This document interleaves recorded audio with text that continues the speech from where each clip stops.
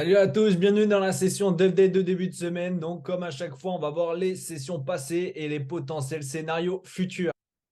Si t'es arrivé sur YouTube, donc j'ai eu l'habitude auparavant justement de publier ces updates-là du marché justement sur Telegram. Tu n'hésites pas à rejoindre le Telegram si tu n'y es pas. Donc voilà, je suis tout nouveau sur YouTube. On va voir ce que ça dit. On va voir les restrictions qu'il y a. Je pense pas mettre de musique parce que pour droit d'auteur, etc. Bref, je vais essayer de me débrouiller. Ça peut être sympa, nouvelle aventure. Allez, à toutes.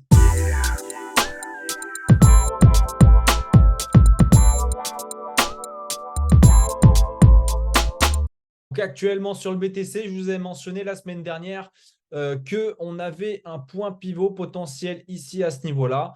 On avait deux possibilités. Bien sûr, on a toujours deux possibilités, soit d'acheter, soit de vendre. Mais bon, voilà, c'est en fonction des opportunités, des confirmations et des inconfirmations qui peuvent en suivre. Donc là, je vous ai mentionné qu'ici, on avait potentiellement des points pivots parce qu'on a des résistances. On a une résistance de trendline, une résistance horizontale. Donc potentiellement, et puis après, il y avait des indicateurs justement dans les unités de temps inférieures qui m'indiquaient justement un essoufflement et du coup une prise de position vendeuse. Je vous avais mentionné ça justement dans le canal. Je vous avais mentionné que je prenais une position. Donc ma position se porte à merveille, hein. Voilà, j'ai pris mon premier TP qui se trouvait, mon premier TP, il se trouve ici. Donc après, justement, ça range, hein, et ça range tranquillement. Ça chute par la suite. Très bien. Là, actuellement, on est sur un pullback sur la résistance. Donc moi, je vise ici sur le FVG. Je vise mon TP final. Hop, sur le FVG, je prendrai 75% de mes positions, enfin de ma position, ici à ce niveau-là.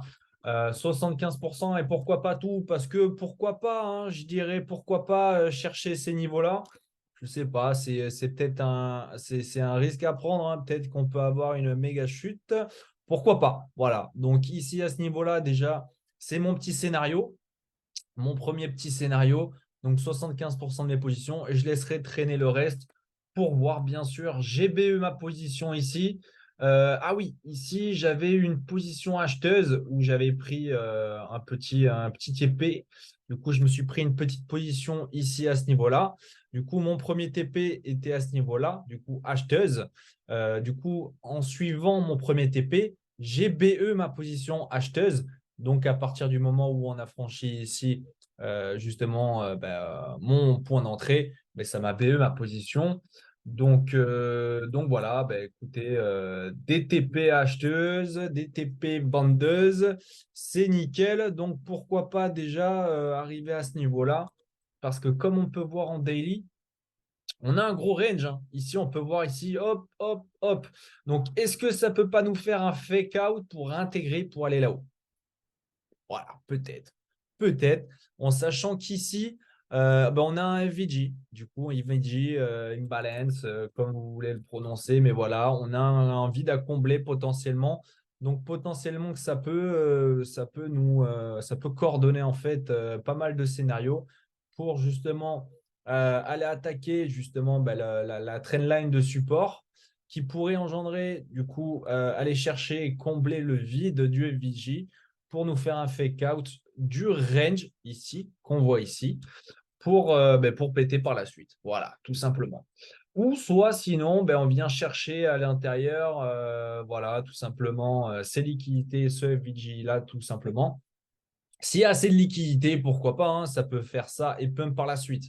Donc moi, ce que je vais faire, c'est que à partir du moment où on sera ici, je chercherai un achat. Voilà, tout simplement, je chercherai un achat ici à ce niveau-là. Du coup, je chercherai dans des unités de temps inférieures pour voir s'il y a des confirmations, etc., etc. Je vous mentionnerai sur le canal. Donc ici à ce niveau-là, je chercherai un achat. Si ça ne marche pas, déjà mon stop loss, il se trouvera hop en dessous ici.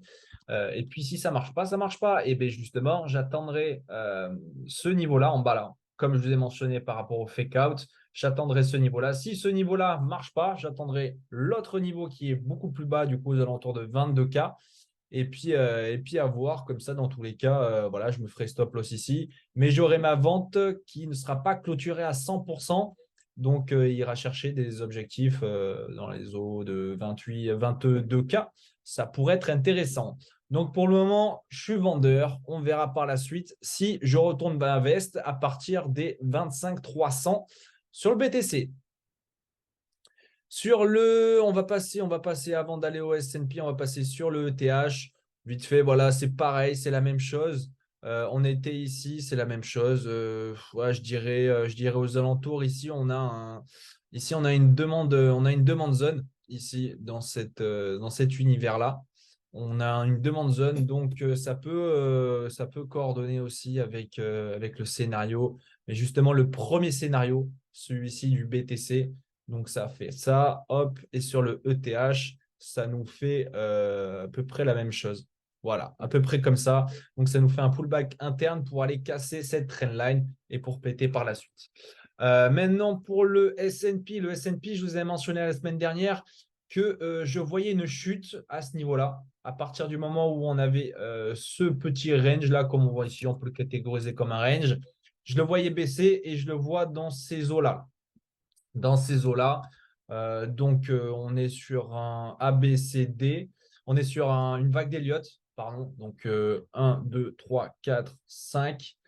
1, 2, 3. Non, par contre, pardon, c'est A, B et le C. Donc, le C qui pourrait se trouver dans ces eaux-là.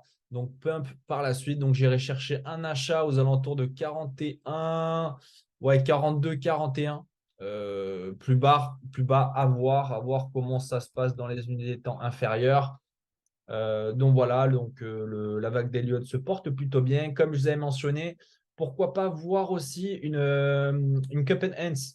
Donc du coup, avec la vague d'Elliott, formera une cup and hands. Du coup, une cup et la hanse pour faire notre pullback, etc., etc. et pump par la suite. Donc comme je vous ai mentionné, c'est pour ça que j'ai tracé cette zone de 50%. Parce qu'il y a un maximum de 50% si la cup and hands veut se valider. Donc, on va voir par la suite comment ça va s'engendrer, avoir les confirmations du coup dans des unités de temps inférieures pour optimiser notre point d'entrée. Donc, j'attendrai ce niveau-là, moi, pour justement me prendre un point d'entrée acheteur. Sur le gold, toujours sur ma position vendeuse. Toujours sur ma position vendeuse ici, j'ai décidé de prendre une position vendeuse parce qu'ici, en fait, je voulais faire mon petit ping-pong. Voilà, tout simplement. Je voulais faire mon petit ping-pong. Ici, j'avais pris un achat. Je me suis pris la totalité de mon achat ici. Et en fait, tout ce mouvement, tout ce mouvement-là, même tout ça là, tout ça. En fait, j'ai voulu chercher une vente. Voilà, tout simplement, pour faire mon petit ping-pong. Donc, le ping et le pong. Donc, pour le moment, j'ai pris le ping et le pong, c'est en train de s'effectuer. Donc, je vous ai mentionné qu'ici aussi, on était sur une session potentielle vendeuse. Donc, voilà, c'est ce qui est en train d'arriver. Mais voilà, je vous ai mentionné ici que à partir du moment où on avait atteint les 1900, j'ai pris mon premier TP. Et mon dernier TP et mon prochain TP et mon TP final, tout simplement, c'est les 1700. Pas avant, voilà. Bah si, c'était aux alentours, ouais, c'était ici 1700, 1750, un truc comme ça. Mais voilà, ça sera mon TP final parce qu'ici, on a des liquidités à aller chercher. Et puis voilà, j'ai galéré, j'ai mis tant de temps à trouver cette petite vente. Donc voilà, j'ai pas envie de prendre un deuxième TP. Mon dernier TP, ça sera ici, point barre. Voilà, voilà. Donc voilà, écoutez, il n'y a pas grand-chose d'autre à dire. Donc n'hésitez pas à vous abonner, je suis nouveau sur YouTube. Voilà, n'hésitez pas si vous aimez le petit contenu, n'hésitez pas aussi à rejoindre le canal Telegram qui a justement en description. Et surtout, petit like, petit abonnement des Fafa. Et puis on est go, comme ça on va faire monter les stats sur YouTube parce que on est nouveau. Donc il faut y aller les gars, il faut donner de la force les gars. Bon allez, la bise, on a fini pour cette update. Ciao les gars.